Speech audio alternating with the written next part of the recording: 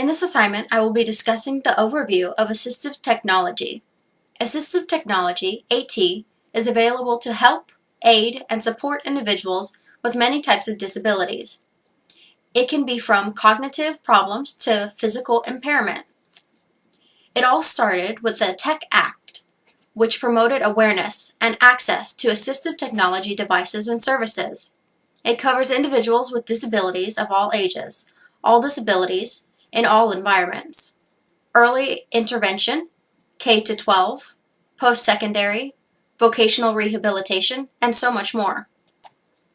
The Assistive Technology Act was passed in 1998 by Congress and signed by the President as the Technology-Related Assistance Act, but it was nicknamed the Tech Act after it was reauthorized in 1994, 1998, and 2004.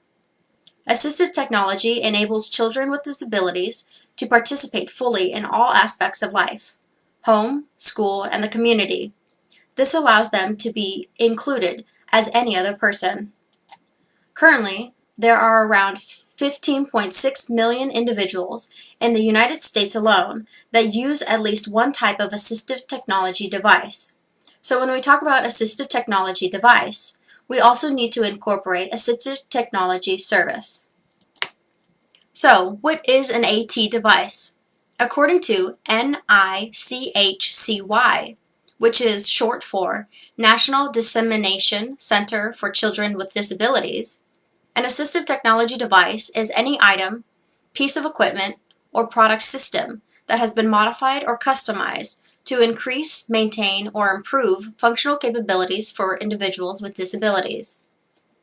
Now, what is an assistive technology service? It is any service that directly assists an individual with a disability in the selection, acquisition, or use of an assistive technology device.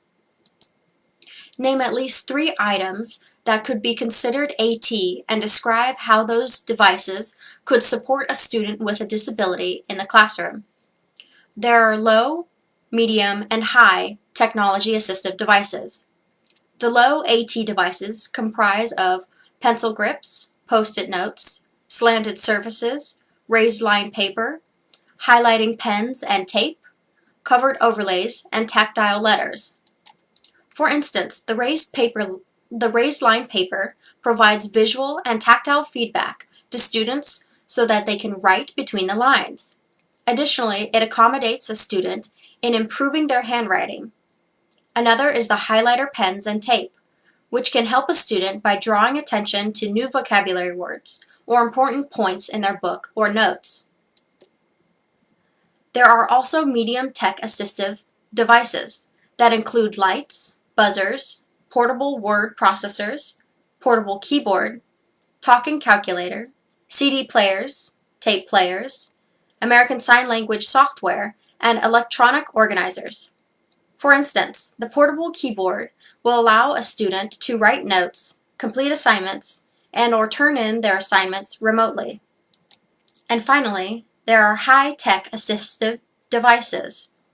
There are e-readers, touchscreen computers and devices, speech recognition software, computerized testing, word processors, and progress monitoring software.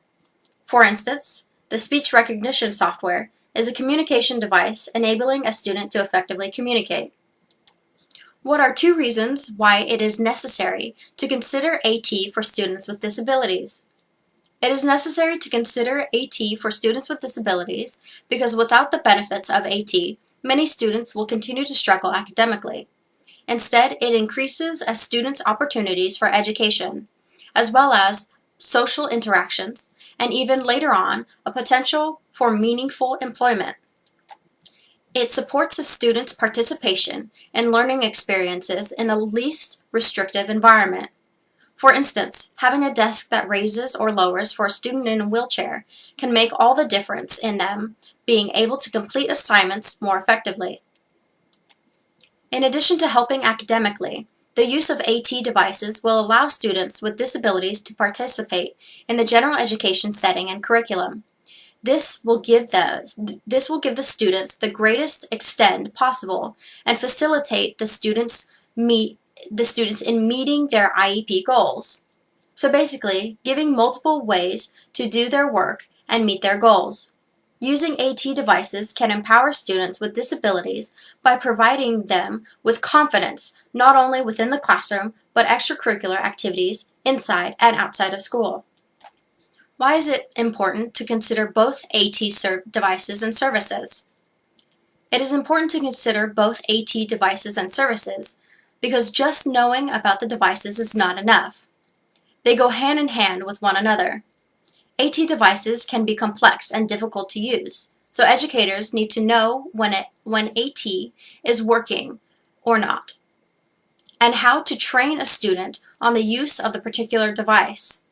If educators don't understand the services component of AT, they will not be able to make certain decisions about the device. If services are unavailable when the technology weakens, the AT devices will no longer be of use. What are the responsibilities of the implementation team? The implementation team is responsible for obtaining knowledge and information for all assistive technology devices needed. First, they are responsible for designating a point of contact. This person is responsible for making sure that the implementation form is put to date. Next, the implementation team is responsible for searching or identify new assistive technology devices for future use, per each student's special needs. For example, purchasing, leasing, or providing an AT device, selecting, designing, fitting, customizing, adapting, applying, maintaining, repairing, replacing, or donating an AT device. Another responsibility the implementation team has is to develop an education plan. This plan is made to enhance the student's learning experience by providing support in all areas of disability. For example, coordinating and using therapies, such as occupational therapy or physical therapy, with AT devices under an educational plan or rehabilitative plan. The purpose of this plan is so that the student with the disability will not miss out on any important things within the curriculum. The implementation team also trains and/or gives technical assistance to the student with a disability, and together with their family members, guardians, advocates, or authorized representatives. What are 3 outcomes of the implementation team can determine by evaluating a student's assistive technology? After gathering the appropriate AT information and feedback, the implementation team meets to complete an evaluation on its use. The first outcome is if the AT device is providing adequate support or working for the student. Then the team may make the decision to purchase the device.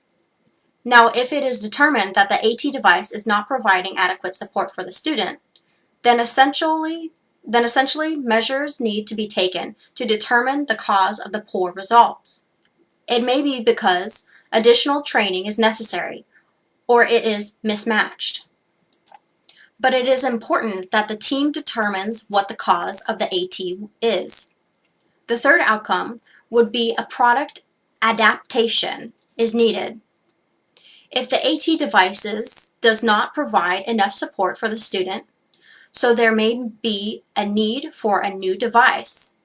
Once a beneficial AT device has been found, ongoing monitoring is needed to decide if the AT device is routinely being used successfully, if it is not only being used intermediately, which raises questions about the actual benefits, and has it been abandoned?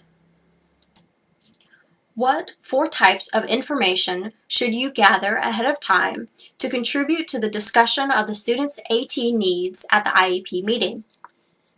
Teachers are an integral part of a student's IEP meeting. So as a general education language arts teacher, I would gather and supply data related to the student's level of functioning, strengths, areas of weakness, strategies, and accommodations that had been previously tried, and use of AT devices and service. It is extremely important as an educator to all as much information to have as much information as possible ahead of time. So when presenting the data at the IEP meeting, it will ensure that the IEP team will adequately establish goals and objectives for that student. Describe roles in the AT implementation and evaluation processes. As a general education teacher, I would have various responsibilities in regards to the AT implementation and evaluation processes. Once the implementation plan has been established, for instances, I would obtain instructions and training on how to use the AT device. This training is significant because I am ultimately the one who will implement the AT in my classroom. After implementation, my next step would be to observe and evaluate the student using the device, while giving support and encouragement. I would make sure that all appropriate performance data is gathered, which is vital in determining if the AT device was a success. One of the most remarkable aspects of modern education is the great diversity of today's classroom.